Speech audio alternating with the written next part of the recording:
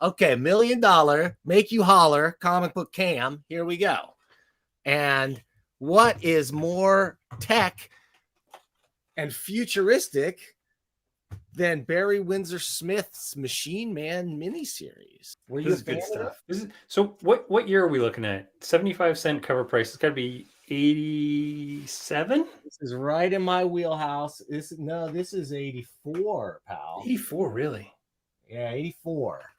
This is an early limited series, Marvel limited series, when that was kind of like a new thing, right? Like I think Punisher was their first what they called a limited series. No, maybe it was Secret Wars was their first. My son is 13, so I was literally his age when this came out. I remember buying these from the newsstand back in the day. Me too. Me absolutely. I love this kind of that's the number 4. I gave away the reveal. Look at that. You've got 2 direct market copies there and 1 newsprint copy. Oh, I didn't even notice that. Yeah. Yeah, you're right. You're right. That's where so there used to be a great delineation in my long boxes where it was like, okay, stopped buying at the newsstand here, started buying from a comic store here. Which is like that's when you got legit, right? Oh, like yeah. For real. Well, I started buying from the comic store, and it wasn't too long after that I started working at a comic store. So, like I said, Brian, we're like from another universe. It's just like you were wearing snowshoes and I was in flip-flops. I think all this happened. I was skateboarding to my comic shop every week. So okay, we probably weren't that mirror universe. Okay, so I was roller skating, maybe. I don't know what I was doing. Okay, so this is Tom DeFalco script with Herb Trimp breakdowns and Barry Windsor-Smith finishes. Okay. Let me see if I can get in a little closer on this thing. Hang on a second.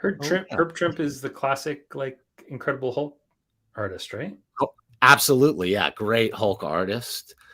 And this just feels like a sci-fi story they wanted to tell. Yeah. More than like the Machine Man story. Like, I don't know, because it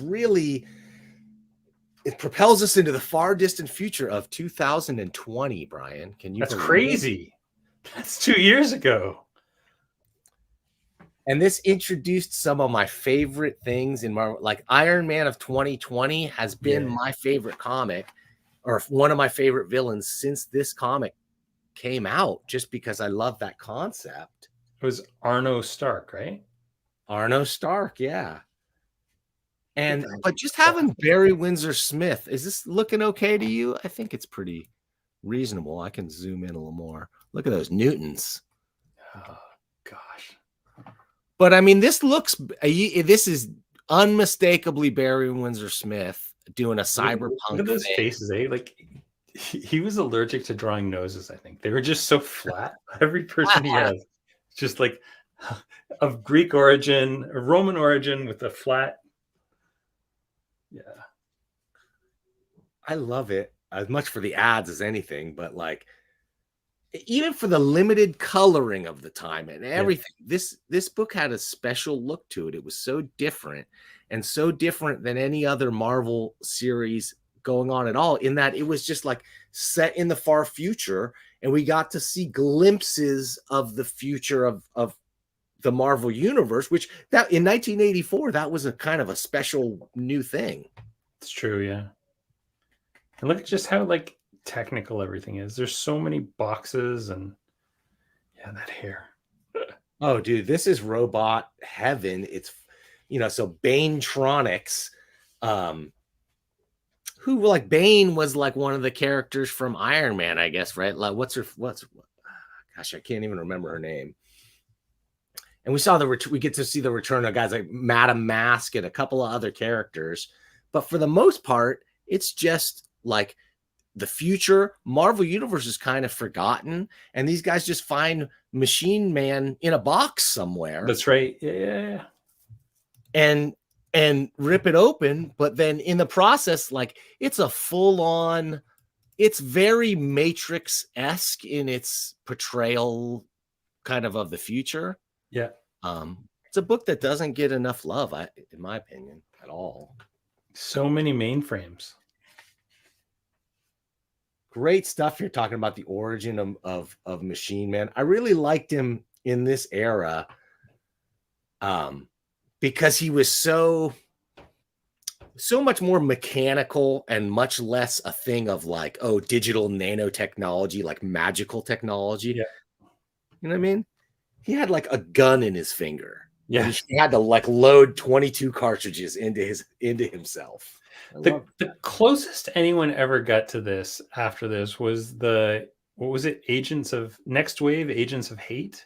Yeah, Remember yeah. that? And like he would refer to humans as fleshy meat bags, and that was Warren Ellis writing that stuff, yeah. right? And Stuart Immonen drawing. He was the next cool guy to do anything interesting with Machine Man to me, like for sure. Who I think is a pretty cool character. Look at, I love these ads, like comic books for sale, and that's my favorite part. Like, God. You know, it's really interesting. This guy, Bob Bierbaum, comics historian, you might know that guy. Yeah. He talks about, he says a lot about the reason fandom and Marvel fandom exploded was a decision by their editorial to cut ad pages into sections and sell tiny sections. Really? In DC didn't do that. Yeah. Marvel did it.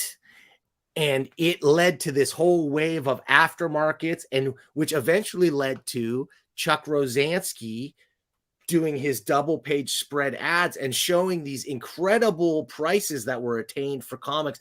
And that really made the snowball of like comic collecting as a thing, for good or for ill.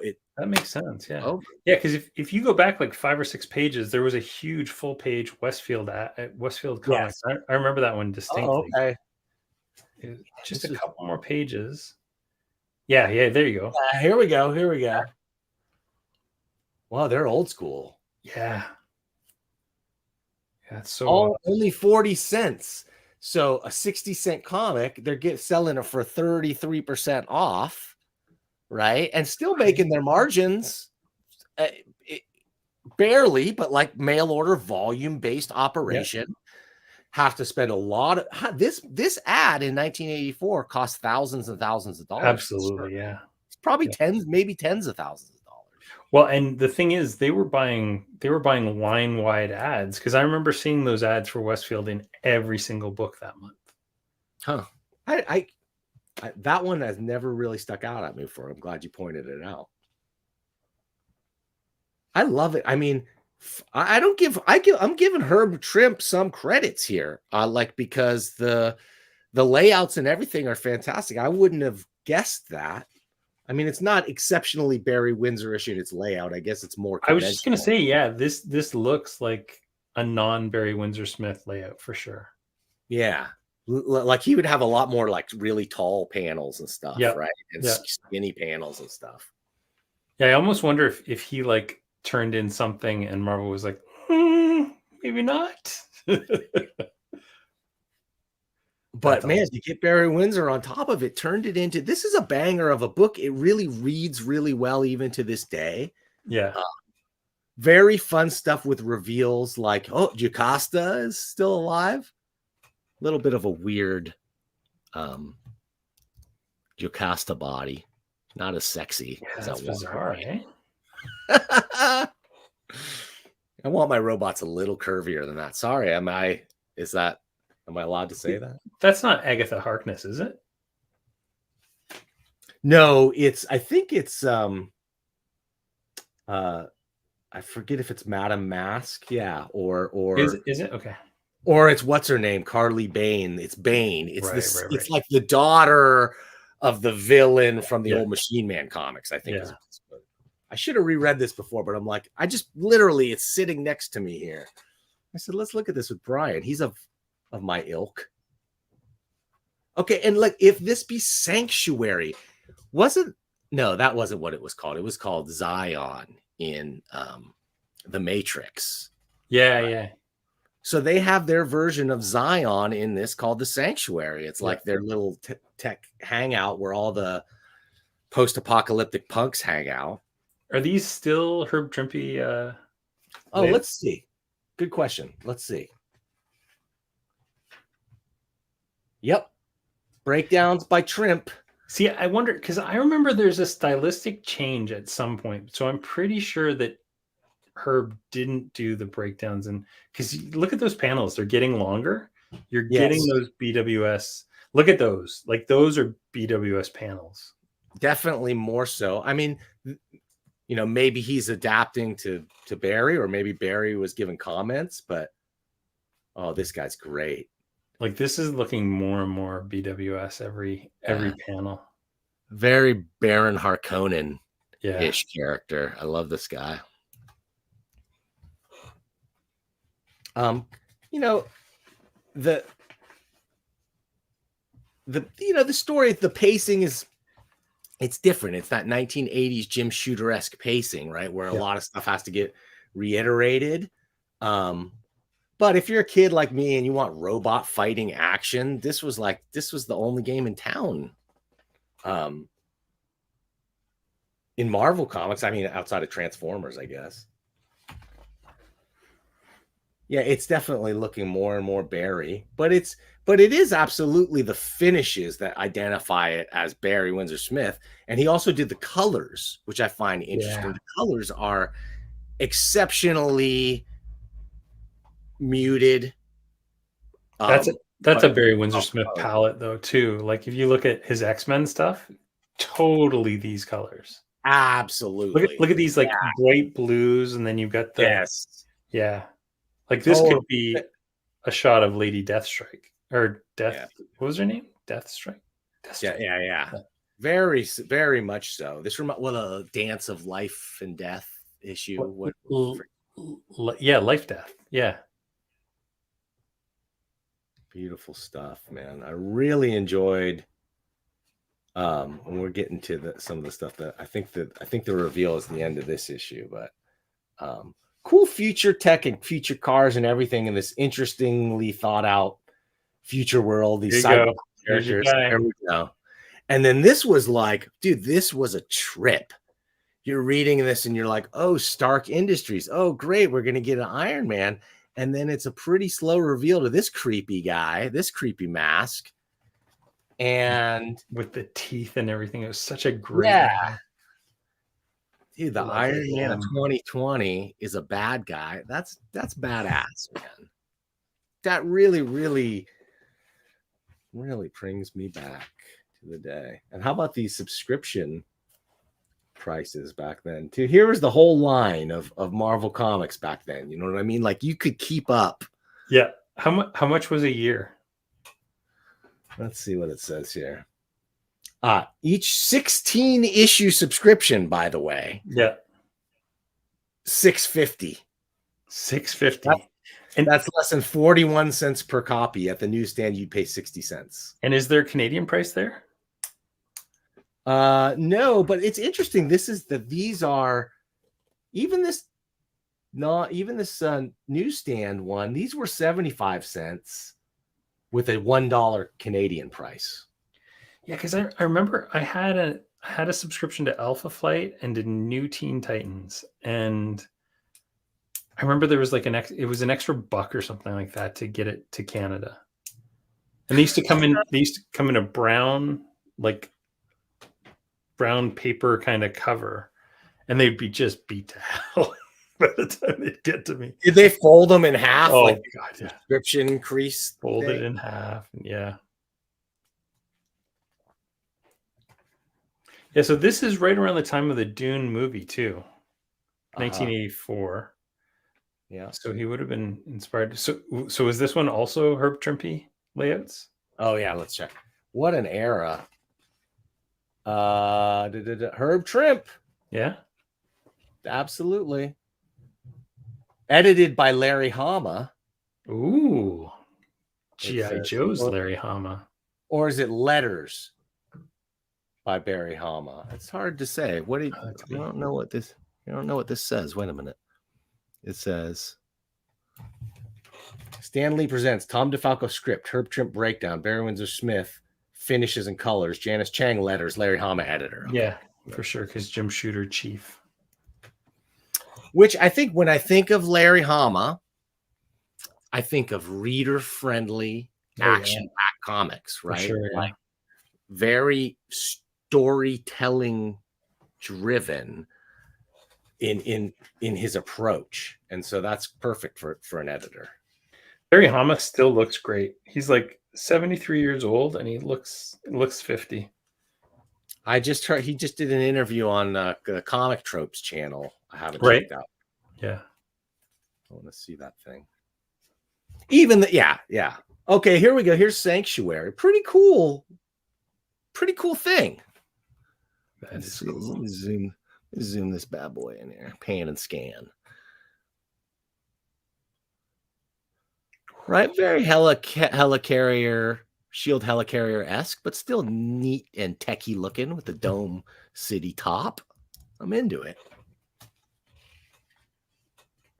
Yeah, and the reveal of Gears Garvin still being alive. Yeah, looking very Brian Garside. I was gonna say he's looking very Dan Shaheen, but all right. Let me just say, oh come on, bro. Wait a minute. He's larger than you, yeah, for sure. Come on, Brian. Who are we playing with here? Doesn't have my baby blues though. But Gears Garvin, that's my kind of character. It's a really cool like approach to the engineer. This is the hacker engineer, not the super scientist engineer, right? This is the kind of engineer I grease love. on his hands. The way God intended. Absolutely. Very much more Mr. Scott, maybe. I don't know. Yeah. Yeah, this was a beautiful book. All the future haircuts and this is not too different than anything that we see now with like everybody in the future's they've got like a critical barber shortage in the future. That's my theory. Because everyone's bald? No, the lost art of hairdressing, because nobody has sideburns. Everybody's got like their hair cut off in the middle and just like true, yeah. Very weird. If you're watching Star Trek, especially, a lot of weird haircuts going on there. Yeah, these things, dude. Like each one of these guys could spend like a few $100, I think. Yeah. And get one of these little squares and sell stuff in one of these squares. And that was fairly revolutionary. Golden State Comics was in there.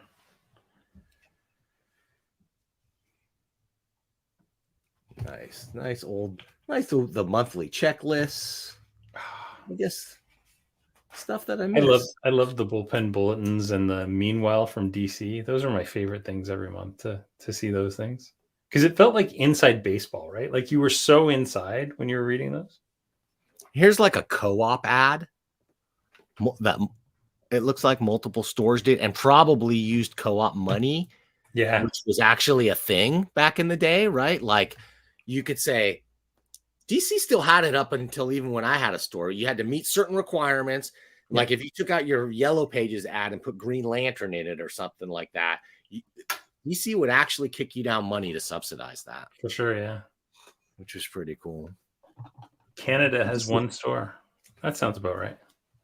Yeah, so this is just like Marvel Supermart, I guess. Oh, look, Jeppy's World. Oh, wow. Is there in Florida. That's really weird. And wait, another Jeppy's World. There's two Jeppy's Worlds in here. Friendly Franks. That's a name I remember hearing for sure. Really cool. And then right below it, a convention ad. Yeah. It wouldn't surprise me if it was like the same folks from the ad above, maybe. For sure, yeah. That's a decent ad. Pretty cool. And this is the fun of looking through individual comics as opposed to like graphic novels. Yeah, for sure. They lay open really nice. The colors are nice and flat too. They look good on camera. I bought a bunch of Superman and Legion of Superheroes recently, just because I wanted to look at like old ads and stuff. And I'm stealing some of the ad layouts to create some ads for Managed Comics. Oh, there you go. Okay, one last issue to go. The final issue of. Okay, let's check. Is it still laid out? You know what? See, He's gone. Okay, this one is all. I remember this distinctly, that it was so different than the previous 3 issues. Okay, let's see if we can spot a big difference. Starting off with a huge splash of just people. A really cool, nice perspective shot, a weird angle on the whole thing. Interesting choice. See, now we're getting our big, tall BWS panels. For sure. But they're not just tall. See how each one of them is slightly different? So it's like a step, right? Which is leading your eye, and plus Machine Man's like growing in a triangle. Like, that's so cool. Camera zooming in, but then also the perspective is on the panel is changing just a little bit. Yeah, that's cool. Look at, he's breaking through the panels. Yeah, I don't know if and a lot of people don't know, like, this was so rare back then. Like, you didn't have McFarlane layouts like you do now, right? Where things would just break through panels and stuff. That's so cool. Yeah, those guys were looking at this stuff too and loving it and totally being influenced by Barry Windsor-Smith. Oh yeah, for sure. His tech stuff always. This is so Weapon X. Yeah. Right. Yeah. Exact same thing that Wolverine was like, had the same kind of cables and similar situation.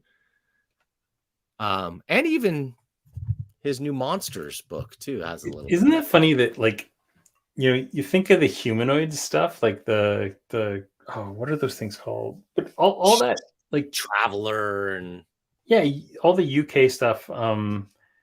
And you think that's where that influence comes from, but then you see this stuff and you're like, oh, this is 40 years ago.